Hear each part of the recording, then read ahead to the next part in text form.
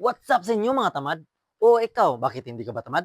Papatunayan ko sa inyo na mga tamad kayo. Gusto ko rin maging tamad, kaya suportahan niyo ako paano ba maging tamad.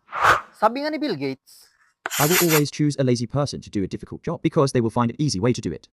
kung hindi ka tamad, huwag kang gumamit nito. O kahit anong uri ng transportasyon. Maglakad ka, hindi ka naman tamad. Huwag kang rin gumamit nito. Nito, huwag ka rin gumamit ito pang putol. Ito ang gamitin mo. Masipag ka, di ba? Huwag ka rin gumamit niyan, magpaypay ka.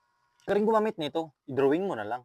Ang gusto ko lang naman talagang sabihin ay yung kung sino yung mga tamad, sila yung gumagawa ng imposibleng mga bagay.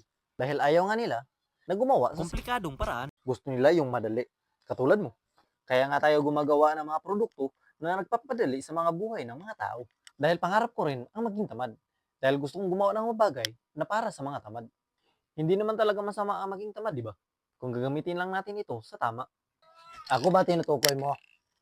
Gagamitin sa tama, hindi may tama